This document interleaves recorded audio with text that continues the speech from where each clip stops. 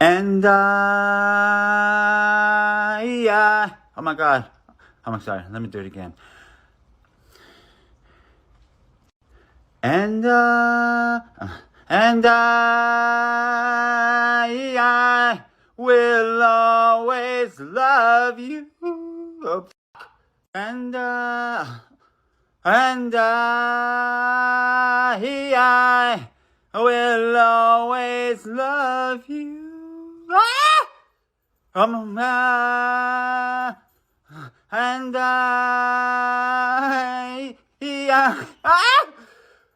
And I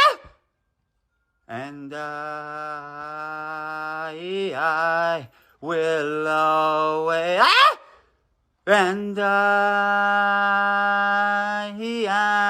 will always love you.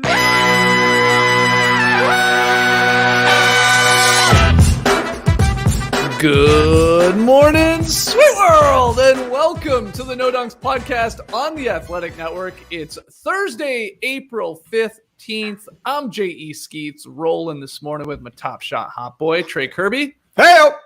Hey, yo. And of course, last but not least here, running the three-man weaver, making the magic happen, it's JD. Hello. There he is, and here we are. I am still giggling over that cold open. My God, it just kept going and going. Shout out to the stream team joining us live right now on YouTube. Please like, comment, and most importantly, subscribe to No Dunks on YouTube. Our goal, very attainable, we think, to hit 40,000 subs by the end of next week. So please, please, please help us out. And keep emailing us your questions and comments for the next Beach Steppin' podcast, nodunks@theathletic.com. Had a blast on the beach yesterday. We discussed stars that are a perfect combo of two other players. Trey with a wild one. Zion Williamson is Shaquille O'Neal plus Tony Parker. Whoa! Yeah, buddy. Wrap your head around that. We also tried to predict, I guess, the 6 all NBA guards. There's going to be a whole lot of snubs when it comes to that one. And we talked about Jeopardy guest hosts and random sports memorabilia and Apple deodorant and so much more. So go check out that Beach Steppin' pod that we posted yesterday. It's in your podcast feed and it's up on YouTube. And then finally, immaculate items, always, always, always available for sale over at nodunks.com. Go grab your hoodies like this one right here. We the No Dunks, baby. Okay, but we got lots here on today's show. We're starting earlier than normal because our man JD's off to get his second dose. Feeling good? Can't hear you. Whoa. There He's we back. go. Stupid. I need my vaccine. I'm discombobulated. Mm-hmm. Yeah, I'm very excited. I can't wait. I'm curious to see how I'm going to feel after I get the second dose. It's supposed to be a little more rough than the first one, which didn't really affect me at all. So we'll see. I like that you're dressed up for your second shot, though. Special occasion. Yeah, what a big day there. All right. So, yeah, that's why we're started a little bit earlier than normal here. That's okay. We're going to talk a little playoff X factors a little bit later in the show, Trey. But we're tackling last night's action, and we're going to play graded again. And here's the rules on a scale of 1 to 10, all right? No letter grades this time. That's how we're doing it because Wonderboy, yes, Luka Doncic, with 1.8 seconds left. Oh, my goodness. Mavericks down 2, 113-111. He receives the inbounds pass, splits 2 Grizzly defenders, and then flips up a leaning one-legged floater from three-point range. He's basically like right under the net when the thing splashes through. Of course it does. Mavs win. So, Trey, the first question here in Grade It, and it's a question for everybody in the stream team. On a scale of 1 to 10, 1 being extremely low, 10 being extremely high, how lucky is the key word there was Luka's buzzer-beating 3? Where do you grade it?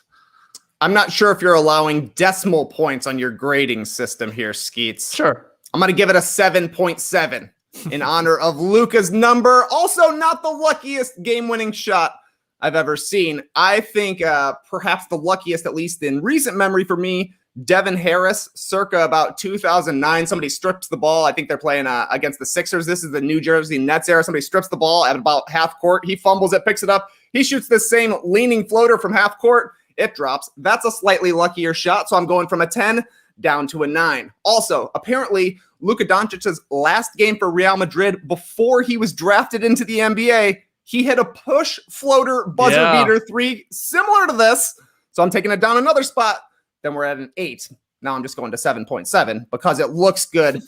And if you want to factor in Luka missing a free throw that he was supposed to make, right? I think they were saying, Rick Carlisle saying, we're making both of these free throws here. Luka misses one. You're not expecting that. That's a strange thing. And then you go to the other end, Grayson Allen, he got broadcaster cursed. They put that season high 93% from the free throw lineup. He's having a great game.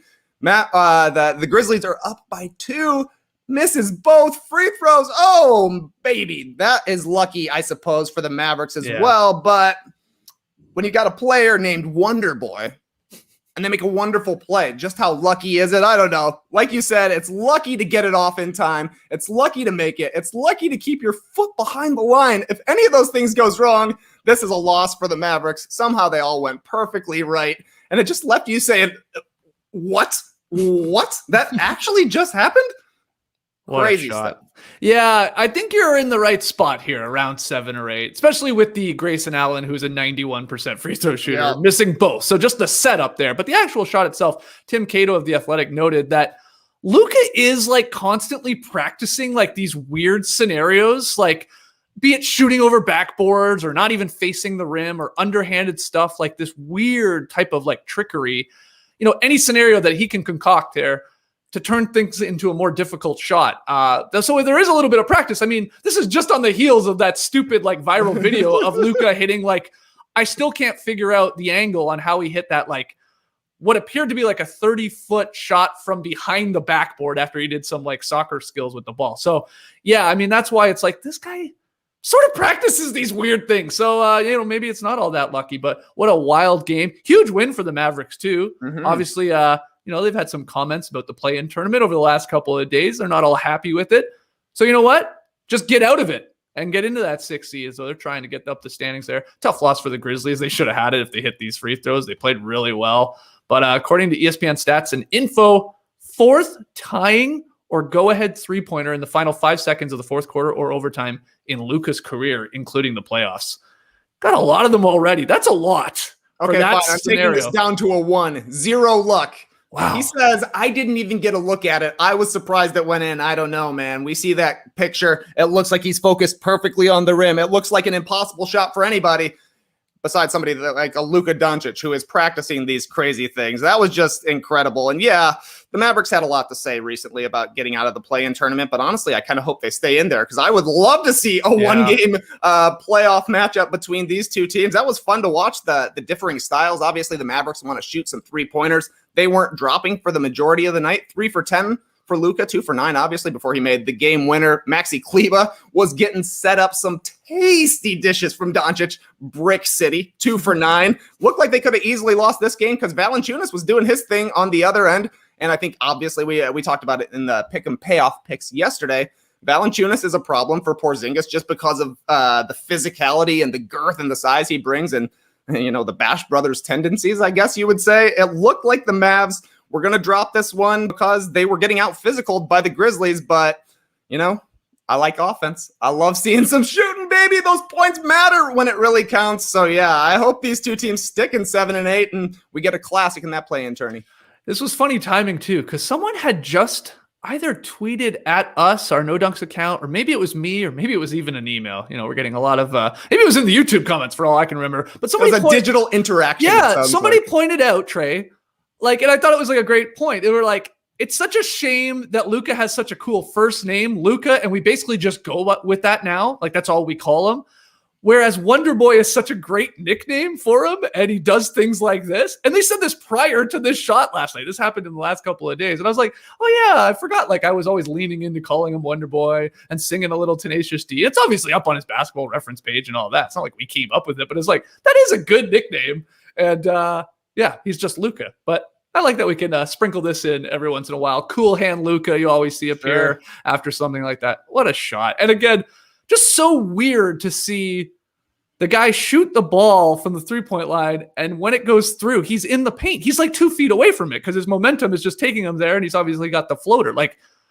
is he just going to add this to his repertoire, or who's going to add this to the repertoire? Is like Trae Young going to start doing this, or like a Emmanuel Quickly because he loves the floater? I mean, Harden does some weird things too. Like, is it that far-fetched that in 10 years this is sort of a type of shot for somebody? The floater from 3? I saw a meme on Twitter of a Luka Drake meme. He was doing step back 3, step forward 3, and I was 100% here for it. It took a while for the step back 3 to become a popularized weapon. Obviously, that's a James Harden thing. That's a Steph Curry thing. That's a Luka thing. But that didn't really start to take place until, 2017, 30, 40 years after we had the 3-point line. So, yeah, give it some time. They'll be shooting floaters from 3-point line like it's no problem. Get a guy up rather than try to draw the foul, step through, try to get the and one. Yeah. I can see it becoming a thing. Yeah, these guys will start practicing it. They're that talented. Okay, what a shot. Unbelievable game. The Grizzlies and Mavericks game there. All right, next one, Trey. After hitting 11 threes in just 29 minutes last night, Steph Curry was asked if he would like the NBA single-game 3-point record back from his longtime teammate Klay Thompson. Absolutely, Curry said. So for those that don't remember, Klay took the record from Steph in October 2018. I think against the Bulls, if I'm not mistaken. Is that right? When he hit the 14? Klay, yep. Yes, that's right. After Curry had made 13 threes a couple years prior, back in 2016. So my question for everyone here, and of course for you, Trey, we're grading it. How likely is it Steph Curry takes back this 3-point record for one game from Klay? And let's add to that this year. That's the twist. And not in my little bio there or the little write-up, but this year, how likely is it? Well, I'm a 10 for the career. Steph Curry, I think, is going to have every single record that exists for 3-point shooting by the time he retires. That includes the single-game record. You're throwing me a curveball, yeah, Skeetsy, this season? Well, I asked that, or I asked that because... Give me an 8. Give me a 9. Like, the guy's on fire right now. They just had the stat. He has the most threes in 3 consecutive games with 29. I don't know who has the record for most in 2 consecutive games. My guess is it's got to be either Klay or Curry. Like Klay had a 14 3-point game. It's pretty easy to go and have another 8 3-point game. That's minor work for those kind of guys. That's an easy 22. I don't know exactly what it is, but he's on fire right now. He's playing at a level that is right on par with his MVP unanimous season. He's shooting the ball incredibly well, back-to-back games with 10-plus threes. We saw the stat the first time he did it during the 53-point game, how far ahead he is anybody else. It's just a matter of time, really, until he hits 14, until he hits 15. The question to me is what's going to be the record for single game threes by the time Steph Curry retires? Because Kobe hit 12 in 2003, Donnell Marshall 12 in 2005. That record stood until 2016. That's a long time, but it's been broken 4 times since then. So 18, 20? Could a player hit 20 threes in a game in the next, 8 seasons? I don't think it's totally far-fetched. I definitely think that could happen. I mean, wasn't it? I think it was Tom Haberstroh tweeting too. The crazy thing with Curry here is he has yet to actually attempt 23s in a game. I think I have that right, where it's like a bunch of other guys have actually attempted 23s, but the greatest shooter in NBA history from distance has never even attempted that many in a game. That is wild. So if he says absolutely to being questioned about this, and I know he's doing it because it's Klay, and I'm sure they have a little back and forth. I get that. But there's no doubt you could have Curry taking 25, 33s in a game. In fact, you could argue they should be. And this is what's going on here with the Warriors.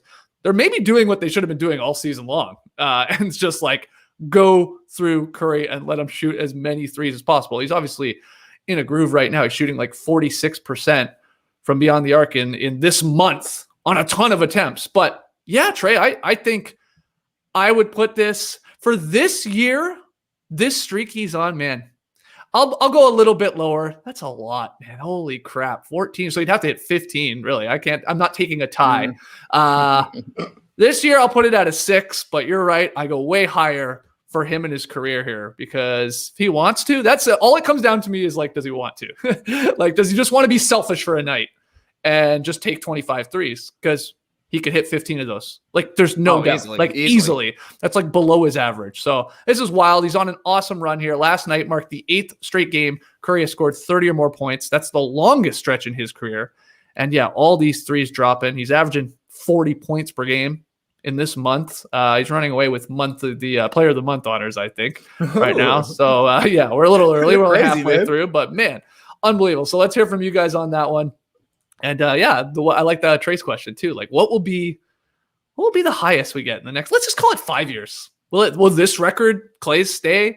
Will it be 15? Can somebody get to 20? Or like, do just teams start zeroing in too much? And the whole other part is like, oh my God, if one guy's hitting 15 threes, you'd like to think your team is up by like 20 at that point. So like, then you're playing the whole, like, do we got to take them out? We don't want to destroy this team. We don't want to bruise their ego too much. So maybe that's an issue. You're going to need a close game. Couple of factors you're seeing here in the stream team. It would have to happen in a close game for Curry to keep getting the ball, because I mean, he could have made a run at 15 last night. Obviously, the jumper was there. He just didn't really have to play once the game got completely out of hand. And Ziggy Star Fox in the stream team saying, eventually teams just won't allow you to touch the ball. And yes, that's certainly true. If you're getting up over 13, probably it's a double team even when you're not having the ball. But I don't know. Curry always finds a way to get open, it feels like. Even last night, like, he hit 11 threes. That was incredible. He only made 3 other baskets, but the 3 other baskets were like the sickest layups, right? Like crazy jelly layups. So yeah, maybe they'll take away the 3 and then we just got to deal with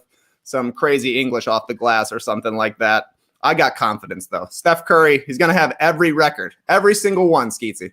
From 3-point land. Yeah, it's so much easier to say they would just take away Curry and the 3-point line. Like, because he can move off ball, because he's deadly in a pick and roll situation. So he's going to get a mismatch. He's obviously can shoot from 30 plus with confidence. Like, I think some guys, you can like say, oh, we're going to take away Kyle Korver from shooting threes. Like, that makes sense. You can actually game plan for that.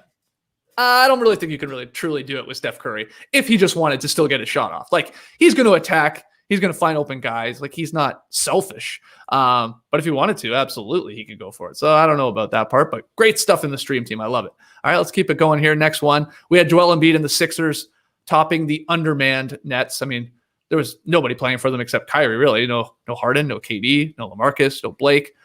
But Joel Embiid was a monster, and they won 123-117. Things got a little closer than they would have liked. They had come back into the game, but they are now first in the East. Philadelphia are. So I just want to ask, with that game specifically last night, again, scale of 1 to 10, 1 being the lowest, 10 being the highest, how much stock do you put into that Sixers win?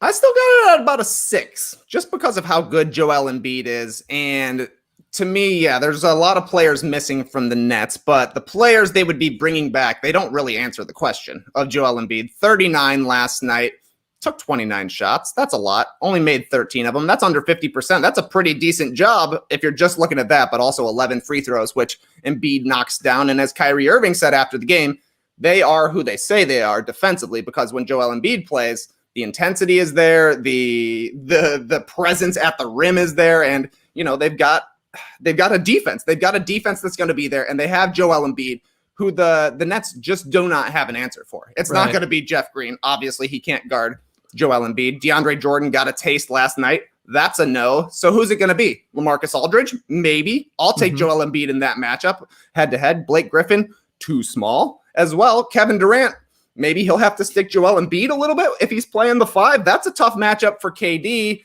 I mean, obviously, he's going to get it back on the offensive end, but still, Embiid is a problem. And the Nets, for all of the players they've acquired and for all of the incredible talent they have, they don't have a Joel Embiid stopper. Nobody does. So that's why, to me, even in a game that you would assume the Sixers to win, that you would assume Embiid would dominate, there's still a little stuff you can take from this, because that guy, the only reason he's not going to be in the MVP conversation is because of how many games he missed. Because night in and night out, he's able to put in MVP performances. We saw the full Embiid last night. He gave his celebration where he holds his arms up, drinks in the adoration from the crowd. That's his like family approved celebration. Happy to see that. We also saw a gentle DX thrust last night. That one's a little bit more R-rated for the internet, but he toned it down a little. But when he's celebrating like that, he's playing like an MVP. If the Sixers get MVP performances from Joel Embiid 7 times in a playoff series against the Nets, they can beat them. They just need it every single time, because there's not going to be an answer from Brooklyn. Yeah, I guess the counter to that is, of course, the Nets still scored 117 without two guys that can go for 40 or 50. So they just might outscore them because you're right. There's nobody going to stop them. There's nobody who's going to stop them on that team. I also loved what I saw from Embiid in this game. Like, DeAndre Jordan wisely sort of has to back up. And I think that's the right play with Embiid. Like, go ahead and shoot it, man. I'd rather you shoot a three than you bully me inside and get the foul and get me in foul trouble, and you go to the line and you're a great free throw shooter, or at least you just score easy inside. Like, that's the game plan. But Embiid was hitting them with some confidence, the three. I think he went 3 of 6 there when Jordan was on him. But as you watch this game, that was there for him so many more times, like the open look three from Embiid. Again, that's a good game plan. Like, man to come shoot that. But Embiid would not fall for it every single time. In rhythm, feeling it, yeah, let it fly. That's good because he's a decent three-point shooter. But so many times I saw in this game where he's like wide open from three, it gets kicked to him. And he's like, nah, this is you want me to do this. So I'm either just going to step in where he is money right now from mid-range, like a couple feet in, he's cash. Or he's like, I'll just go at you. I will just like, there's one time where he's like, he could have shot a three. He went in a little bit. He's like, okay, nothing's here. Just kicked it back out. He's like, screw that. I'm just going to the block. Just give me the ball back. And they just threw it into him, and he got to the line. You got a foul. Like, that's what I love to see. That's the Embiid. Like, just don't fall. Don't pretend you're Steph Curry. All right, you're not the one trying to take 15 threes here, 20 threes in a game. Sprinkle them in, keep the defense honest, but just go down there. And I love seeing that. Now, that all said, Sixers led by 22 with like 8 minutes to go, and then the Nets went on a crazy run. No Kyrie out there. Did you like the idea of Steve Nash and the Nets coaching team there to not bring back in a guy like Kyrie when it got close and like let those guys, like those second and third unit guys that scrapped and clawed their way back into this game, let them try and close it even though they didn't? What did you think about that? I love it. That's what the Nets have to do, especially in a game like this where, you're chalking it up as a loss, honestly, before the game really starts. The Nets role players, their young guys, made an incredible run, and you're going to need those young players to do something at some point in the playoffs, right? There's going to be a time when Kyrie Irving picks up 2 fouls reaching on Joel Embiid, and Kevin Durant sprains his ankle and he's missing the second quarter, and now suddenly Landry Shamet needs to hit 3 threes to stay close. Yeah.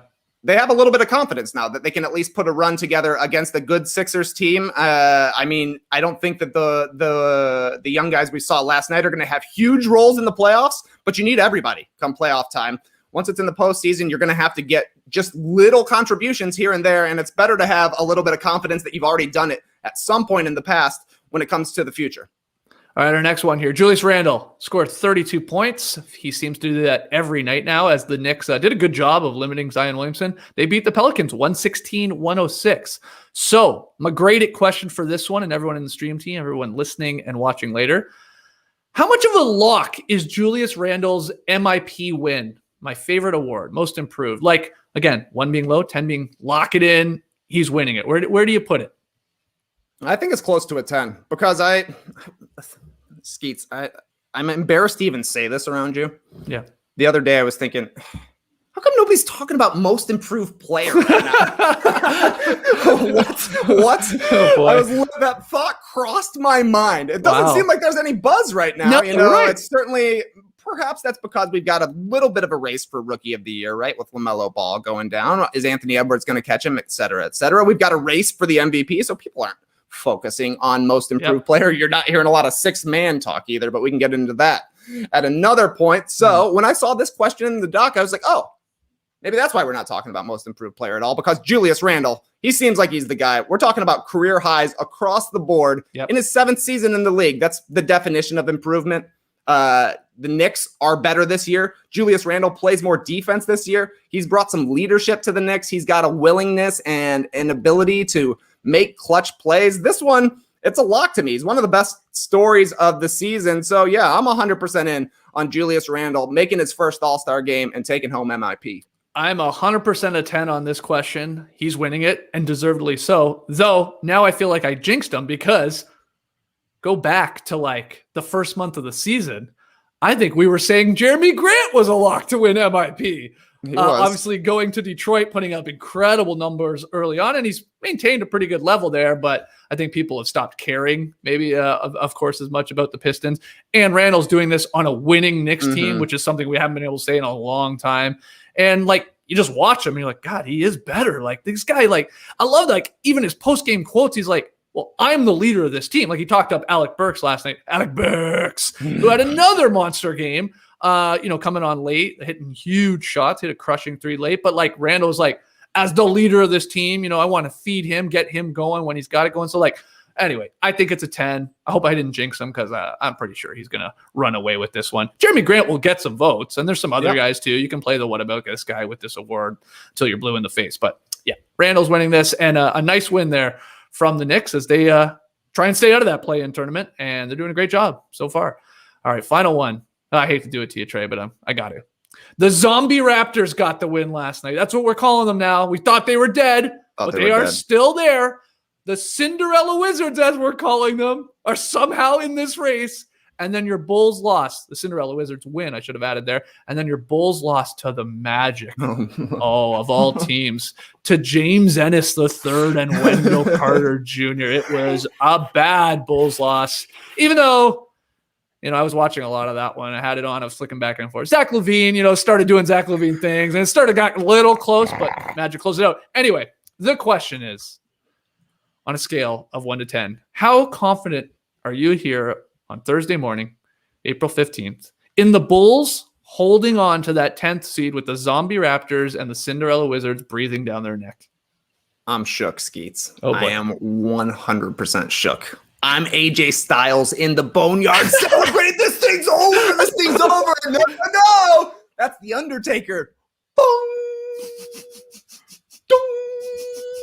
Is that the Raptors music? Unfortunately, it is. Oh, boy, Skeets. I was watching this disaster of a loss to the Magic. Like, that's a bad I've one. talked before. I take night showers, I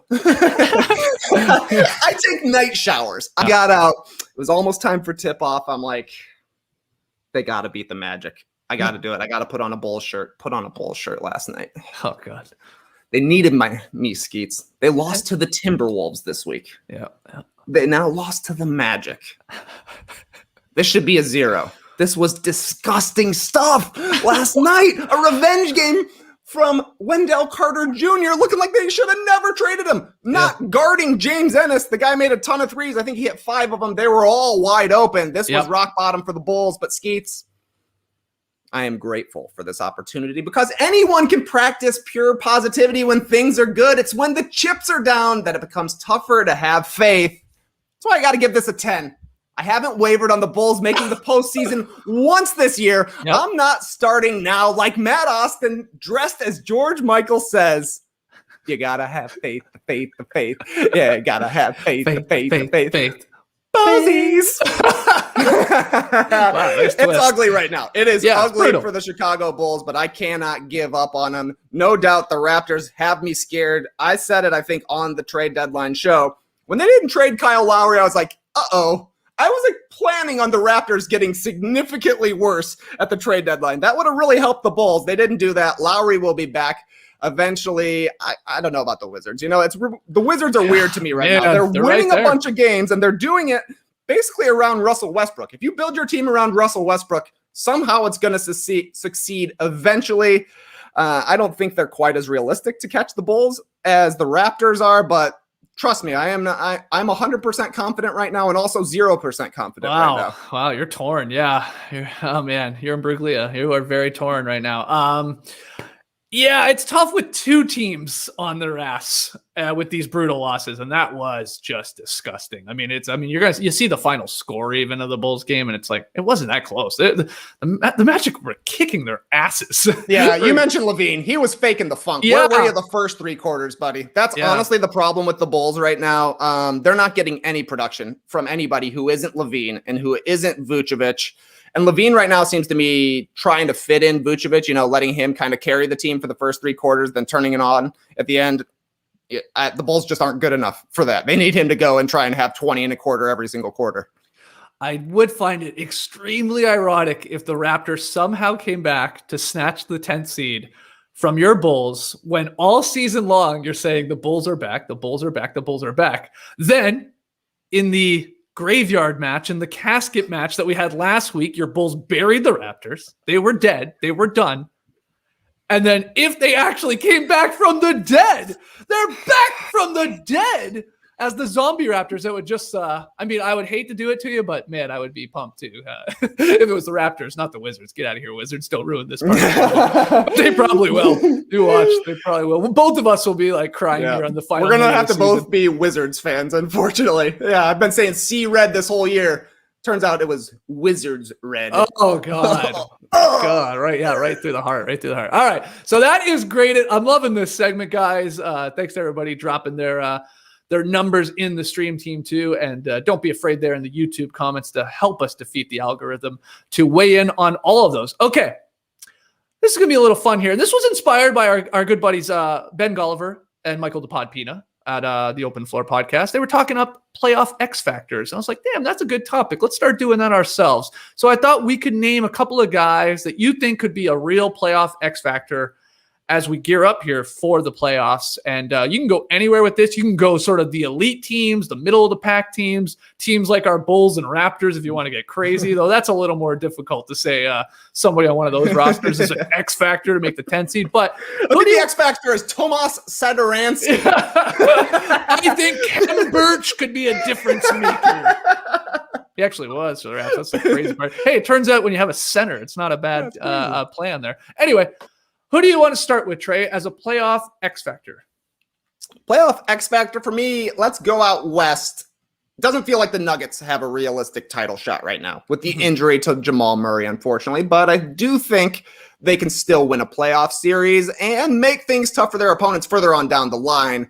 They're still going to need a perimeter player, though, like Murray, who's able to kind of go and get their own bucket in the playoff. The defenses focus in, plays break down. Somebody's got to be able to put the ball on the floor and get their own. MPJ, no doubt, is going to be that guy quite a bit for the Nuggets. I've got a lot of confidence that he's actually going to be fine come playoff time. That guy seems like he's going to be unfazed by that kind of stuff. An incredible game from him last night. 25 points, 10 of 14 shooting, hit 3 threes, 10 boards. You'll love to see him hitting the glass as well. So, yeah, I think MPJ is going to be a solid second scorer for the Nuggets come playoff time. That's not a concern to me, but the X factor is Will Barton because they're going to need something from their guards. The Nuggets are. Playmaking, no doubt, is going to come from Monte Morris, Facundo Campazzo, not bad. And Aaron Gordon, I think, will even help keep the ball moving. They just signed Austin Rivers as another backcourt option. But in a late clock situation, I think Barton's the guy kind of best equipped to make something out of nothing. Having an okay season, kind of up and down. He's at 12 points, 4 rebounds, 3 assists per game, shooting 43 from the field, 38 from 3. But it feels like most of his production comes in the first half of games. He shoots 48% in the first half, scores 7 a game, only 35% in the second half, 4.6 points per game.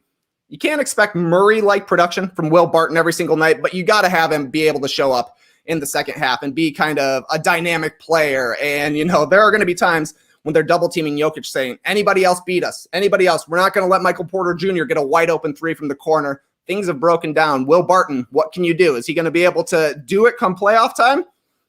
I don't know. That's a lot to ask from Will Barton to kind of step to the level of some of these great guards in the Western Conference. So to me, that's a huge X factor. Where is the perimeter scoring going to come for Denver? That's a great one.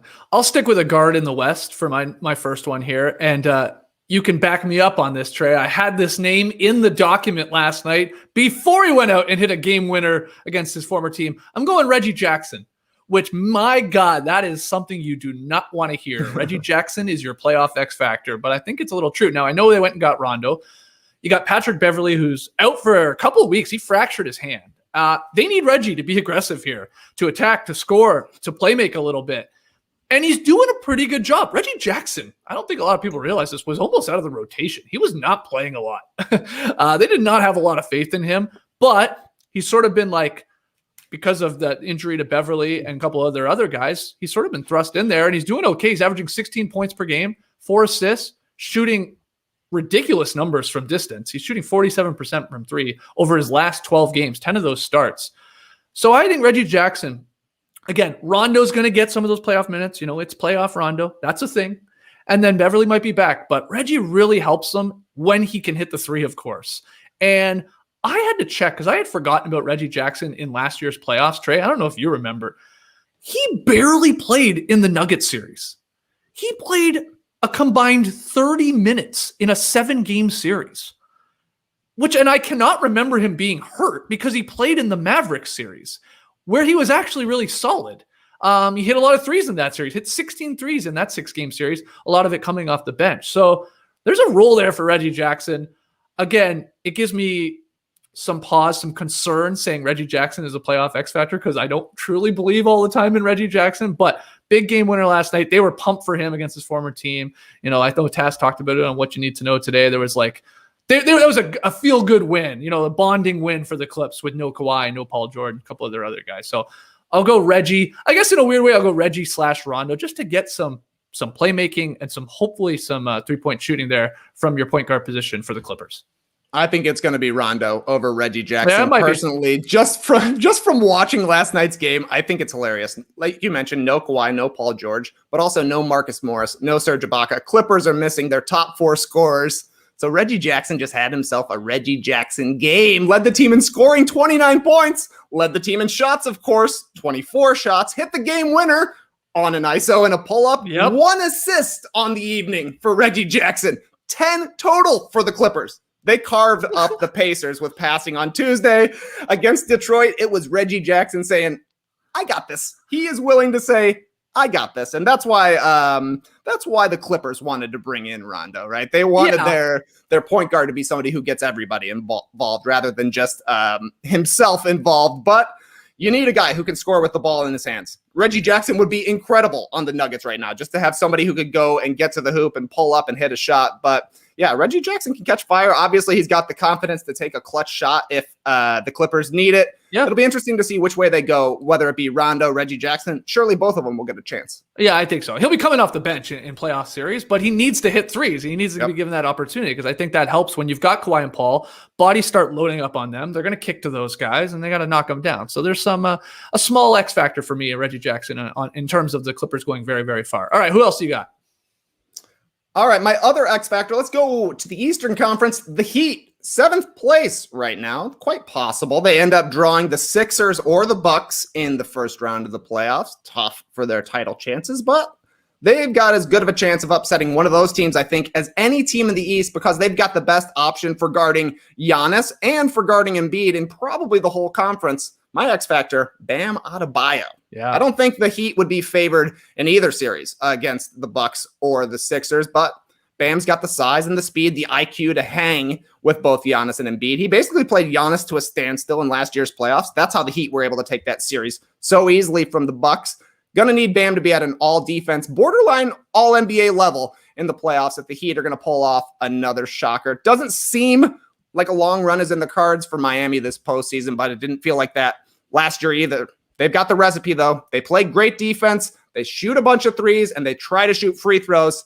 They're going to have bad shooting nights, no doubt about it. But the defense is going to be there because of Bam. So they will at least be able to make things tough. They will at least be able to keep things close. And then, if you're able to keep it close, if you have a great shooting night, if you have a great Jimmy Butler performance, those are easy ways to stack wins. I love that one. We've talked about it on the show before. Bam's season this year, so weird to me. The guy's averaging 20, 10, and 5. And it's like, we barely have spoken about him. I mean, we barely talk about the Heat because they had such a weird year after last year's run to the finals. But I love that one because he can be a difference maker because he can just, like you said, slow down some of these like MVP-like guys and then also can give you a little bit on the other end as well. So that's a great one. I'll stick in the East for my second one. It's just Kemba Walker. This won't take long. When Kemba Walker, he just plays far better in Celtics wins. So that's a good correlation, right? I mean, if you check the Basketball Reference splits for Kemba Walker this year, in wins, he's really, really good. He's just super, super solid. He's basically a 20-point per game scorer. He gives you like 6 assists, the 5 boards, usage percentage, similar to the same thing in losses, but he's just way more efficient. His true shooting percentage is like 60% in these wins. So he's like hitting the 3, 38% wins. And then in losses, he's just brutal. 36% from the floor overall, less than 30 from 3 in losses. And again, a brutal true shooting percentage because of that and way less points. So just Kemba to me, a stabilizing guy. He takes a lot of threes. I mean, he takes a lot of them at this point in his career, but it's okay when he's hitting, 3 or 4 of them. It's when he has those offers and the 1s for 9s and the 2 for 9s and stuff like that. So just Kemba. The Celtics are a weird team too. I mean, we all know they're a good team, but no one has them with the elite teams in the Eastern Conference, those 3 that we've talked about, obviously, in the Sixers and the Nets and the Bucks. It's like everybody just has them a step below, but it's like, should we? I mean, I don't know. Like, when all their guys are there, when Marcus Smart is playing like crazy and he's all over the floor, they obviously are leaning into the Robert Williams, as we've talked about on the show. They're good. I mean, they can beat a lot of these teams in a 7-game series, but I think Kemba has to be special. He has to be a stabilizing force. So I'm going Kemba as an X factor, of course, for the Celtics winning a series 2 or 3. He's got to be good in a lot of those. Let's end this with one more. Why not? I like this question. Playoff X factors. Who's your third one, Trey? Oh, got to talk about another big boy. DeAndre Ayton, a big-time X factor for me because the Western Conference has a lot of very good, very experienced big men. The Jazz have Rudy Gobert, obviously. The Nuggets have Nikola Jokic, an MVP candidate, a likely winner. And the Lakers eventually will have LeBron James, Anthony Davis. They're not traditional bigs, but those guys live in the paint.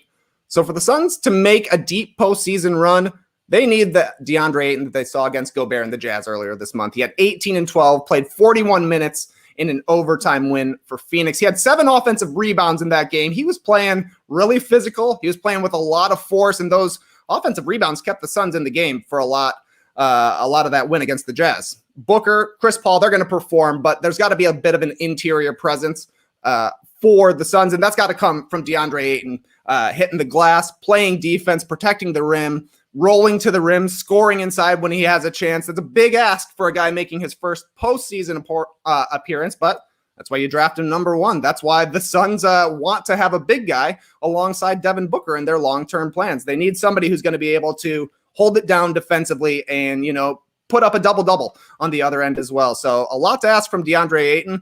He's been capable at times. They just need the 100% engaged, playing strong DeAndre Ayton.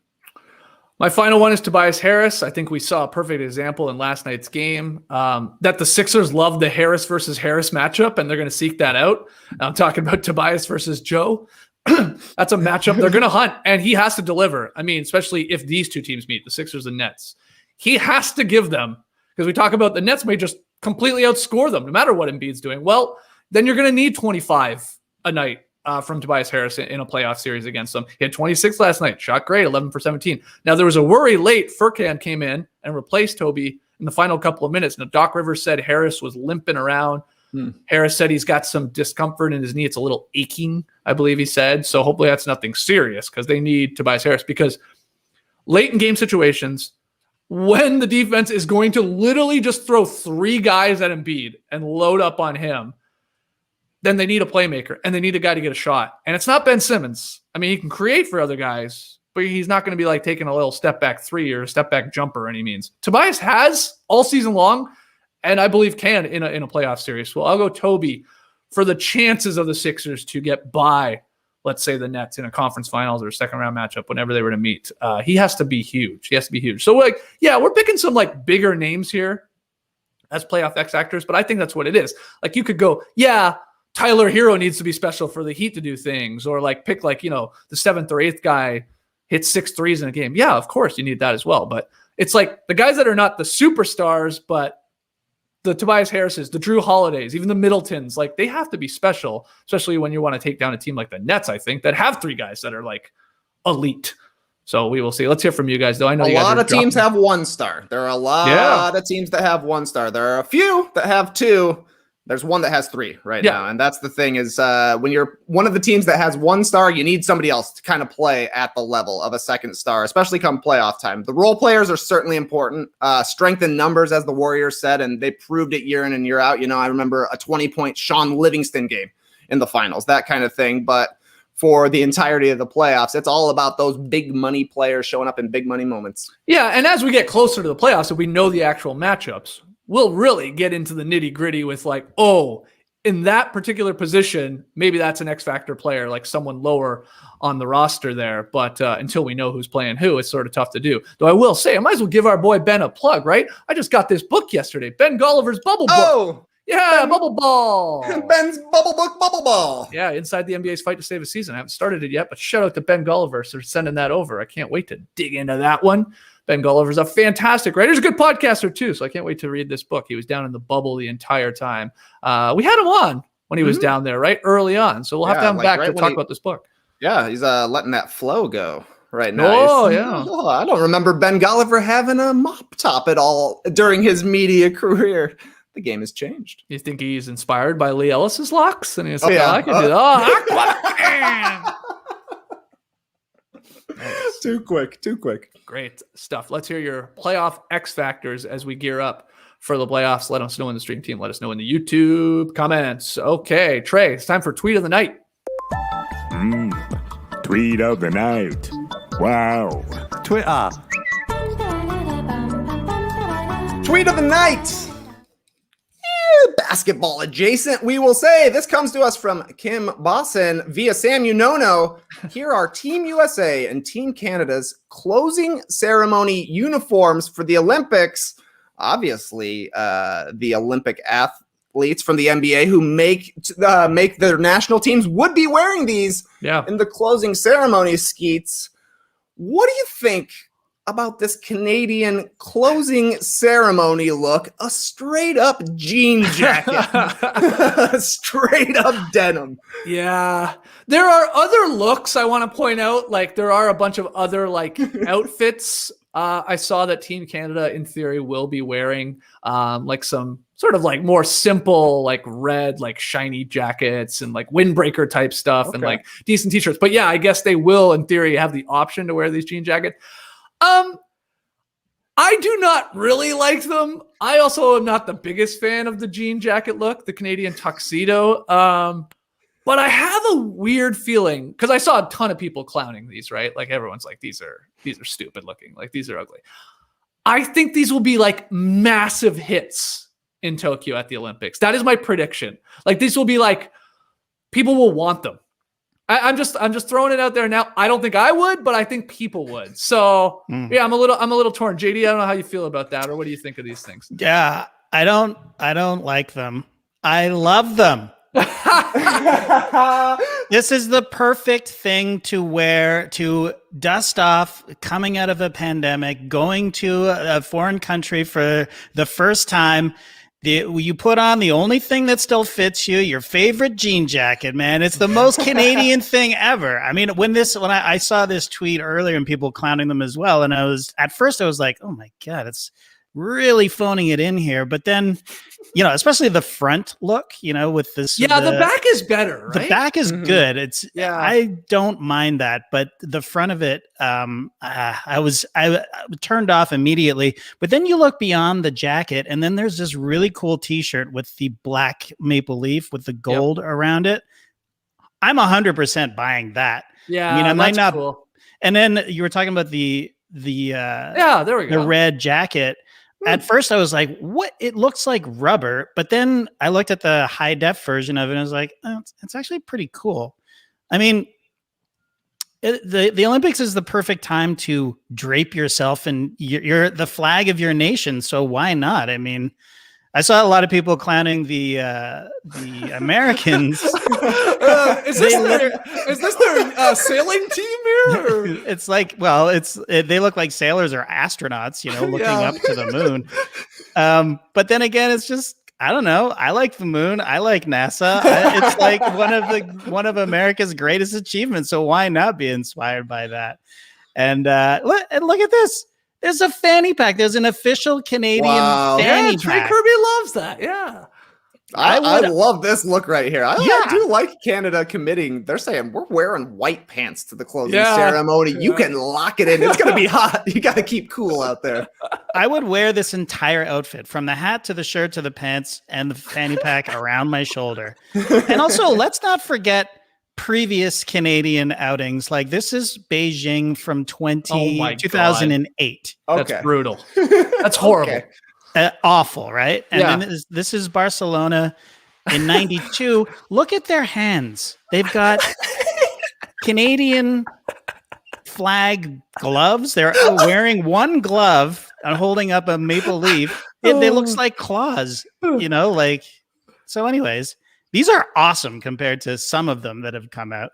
So I'm 100% in. Okay. The shirt with the jean jacket, the one that you said you're going to buy, the black one, does look like a Batman logo. It does from underneath. Like, do we have Batman on Team Canada this year? Because that would be pretty cool. I didn't know he was Canadian. Yeah, I thought that was Superman that's Canadian, actually. Yeah, right. Shout out my guy, Joe Schuster.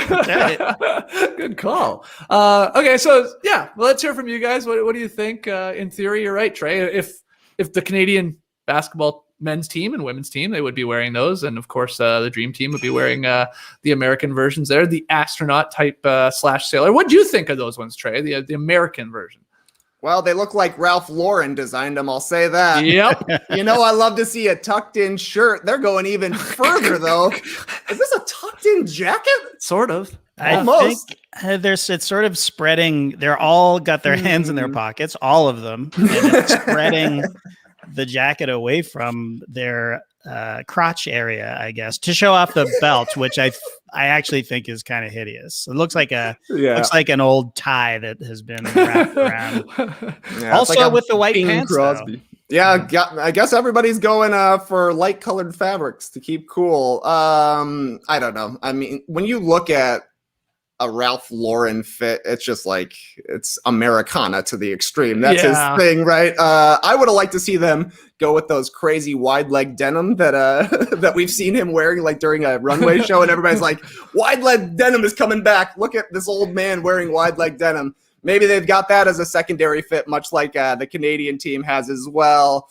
I don't know. It feels like if you're going to go for the Team USA look, you got to have it all, because I don't know, you can't really piece it out. You got to go full polo. Yeah, and Ziggy pointing out here in the stream team, everybody's wearing white pants. Better hope the Olympics finish before Labor Day. 100%, Ziggy. That's a real issue. Yeah, I think it's scheduled to end before Labor Day, so hopefully it will. Okay, I'm glad we snuck that into the show, because we were getting. I don't know why everyone wanted to get our opinion, being Canadians. The only Canadians I guess a lot of people know. That's right. Like, hey, what do you guys think of these? Would you be wearing these? But thanks for tagging us in all your social media channels there. All right, pick 'em results from last night. Oh my goodness, this is getting crazy. This doesn't happen often, where a small line and the underdog covers that small line on back-to-back nights in Pick'em is what I'm getting at, because that's what happened. We had Tass and Trey taking Dallas. They were favored by 2.5. They had to win by 3 or more, and they did it. Luka hits the game winner. They win by 1, but they did not cover. That's a win for the Grizzlies, so I needed it. I'm 4-6, and JD picking for Lily gets him to 6-4. We got a 3-way tie for first. Everybody's 6-4 except me. I'm 4-6, but I'm still alive. I'm in this thing. So let's get to tonight's game. Tass has picked it for us. It's Milwaukee in Atlanta here, taking on the Hawks.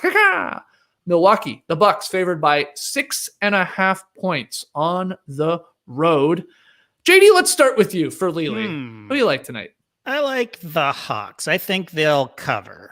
Okay. Yes. Could we get the third straight game where the dog covers, even though they lose? Maybe. Trey, what do you think? Yeah, I'm also going to go with Atlanta here. Bucks played last night. What's up with Giannis? Is he going to be back? I don't know. It seems like a little bit too big of a line for a Hawks team that's playing pretty well right now. So give me Atlanta. Yeah, this is a tough one without knowing really what Giannis is doing. I don't think there's an official report. That's why I'm also leading the Hawks. I think they cover this, but let's find out who Tass goes with. 6.5 points. Whoa, tough line and a lot of questions. Giannis could return after missing 6 games with a knee injury. Bogdan Bogdanovic could have a revenge game against the Bucks. You tried to trade for me. I'll drop 40 on you. Mike Budenholzer could have a revenge game against his old team. Line seems huge. Strange, so I'm going with the Bucks. Whoa, yeah, Tassie's looking at that line saying that doesn't make sense. That should be closer. I like that swerve. So Tass taking Milwaukee. Everybody else taking the Hawks. Go Atlanta. All right, that's it for us. We got to get out of here. JD's got to go get his second shot. Congratulations to you. I hope you're not feeling too ill after that second needle. You're going to be good to go for at least tomorrow's show? Of course. Okay, good. Yeah, I should say no NBA happy hour tonight, guys. We're taking the night off because we don't really know how this is going to affect JD. Exactly. You never know. But the Top Shot Hot Boys, TK and I, we'll probably be around tonight, maybe later this afternoon, maybe tonight, who knows when, to rip a pack or two on the Top Shot buddy. Hot Boys. Yeah, we got some hollow icons to rip. Let's find some LeBrons in there, TK. Also, maybe we can land a Cool Cats pack as well. They announced they're dropping a new one today. I believe it's at 2 p.m. Eastern if you want to try your luck and get one of those packs. I think there's 90,000 packs, so might have a decent chance of getting one. So yeah, some Top Shot Hot Boys probably later tonight. So subscribe to No Dunks on YouTube so you know when we're going live. Email us your NBA questions for the next Beach Steppin' podcast. Get them in, nodunks@theathletic.com. And yeah, like, comment, subscribe to No Dunks on YouTube. Get your merch, nodunks.com. And hey, if you are not a subscriber to The Athletic yet, I don't know what the hell is wrong with you, but just go to theathletic.com/nodunks and sign up already. The gold that's over there, you will thank us later. theathletic.com/nodunks. JD, good luck. We'll see you guys probably later tonight and then tomorrow with the Drop Podcast. Clipper Bros. You heard it here first. Have a great time. Turn up. Love you guys. Awesome. Thanks for joining us. And remember, nothing really stuck out to me as a quote here, but I did see on that Team USA uniform that they were wearing ties around their waists and not around their necks. Really makes you think. Embrace the day, people. You could